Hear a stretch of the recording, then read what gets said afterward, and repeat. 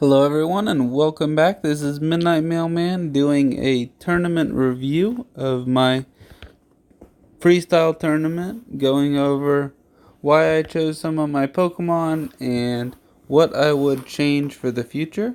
So this is just looking out on the breakdown of the results. I ended up placing second, going into the semifinals against Chocolate Banana, winning every single other matchup. If I scroll down to some of the teams, sorry for scrolling a little fast. You have scroll down to my team. I'm sorry. My team: Altaria, Defense Form, Deoxys, Probopass, Venusaur, and Azumaril. So lots of teams here. Some people choosing some very interesting Pokemon. Most people having a core of lots of Venusaurs, lots of Azumarils, lots of Probopasses, and lots of Defense Form Deoxys or Metacham. So looking at that, I knew that I wanted to have Defense Form Deoxys, Probopass, Venusaur, and Azumaril for sure. And I decided to bring Altaria because I've had really good luck with it, and it has done really well when I bring it, and it was doing really well in practice. So I decided to bring Altaria, and it was definitely worth it. It may have just been how this meta rolled up, but bringing Altaria was a really good choice. That being said, the Pokemon that I used the least was Sableye. I used it in one game. I did win that game again in round 2, game 2 against Aravelli. I brought it as a lead, and it did its job. It was slightly risky, but it did its job. So I really want a different Pokemon for that slot. Umbreon was what came to mind as a good Haunter counter, but also able to defeat Defense Form Deoxys. So I thought about bringing Umbreon as a replacement. I also thought about bringing Haunter itself, a Sludge Bomb Haunter, because I don't have a Shadow Ball one. So for the future, thinking about between those two, but definitely not sold. Not sure on what I'm going to do with that Sableye. I have Charm users now. I have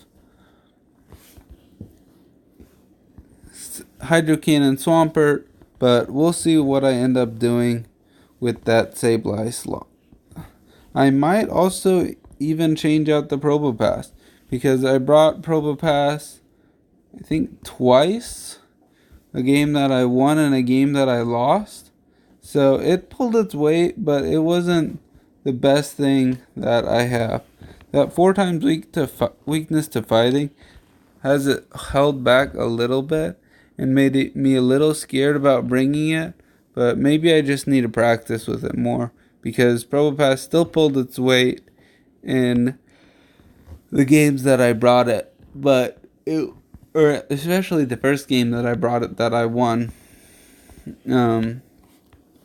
But I'm not sure if it was the right choice. It was still pretty good.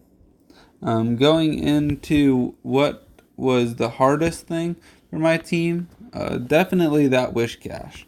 Scared me like crazy. And then the other thing that gave me a lot of trouble looking back at the team, so Garrett's team, I had a pretty good matchup against.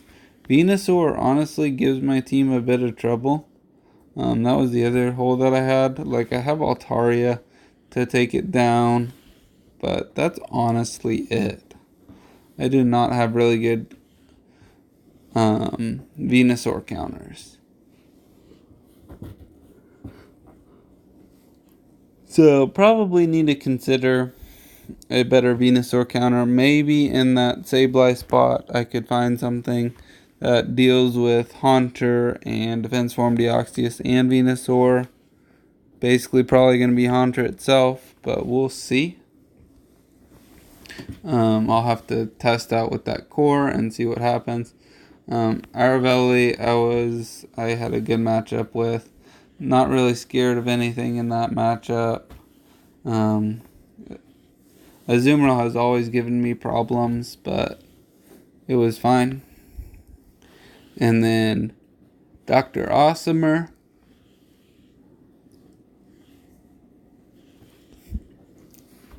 The Linen scared me at the face because I wasn't sure how to deal with it.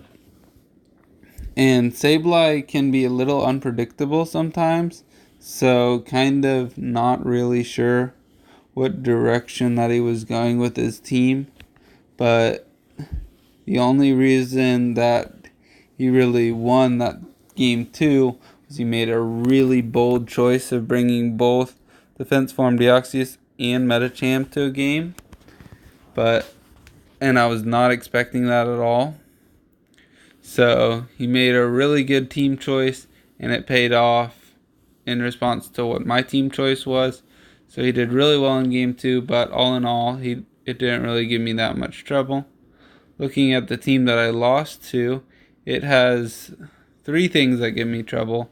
Sableye can be unpredictable, so I don't really like it facing it. But the Venusaur and Wishcash really give me trouble, so I was pretty scared about those 2. Skarmory can also be an issue, so pretty concerned, but, well, rightfully so, I kind of lost. But it was a close set, for sure. So all in all, that's kind of my thoughts leaving the tournament. Main things that I learned is if I have a Pokemon with a really good matchup with basically the entire team, I need to keep that Pokemon in the back. That was number 1. Number 2, there was a point where I didn't switch even though I had a Pokemon left, and he only had, I think he had 2, but I should have just switched because I knew I wasn't going to be able to get off another charge move, and I left him with an energy advantage. So remembering to insta-switch when I know I'm not going to get off another charge move with my second to last Pokemon. That is definitely key. Just to help with the energy situation. Now if it's a high damage fast move, that's a little bit different, but in general that's a good rule of thumb. And to make sure that I get plenty of sleep before my matches so that I don't make crazy plays and not be read like a book, because that definitely hurt me in that last game where he had 2 massive lead advantages. Anyways, that's all for the tournament thoughts, and I hope all of y'all learned something a little bit from this tournament, and I hope to see y'all in the next video.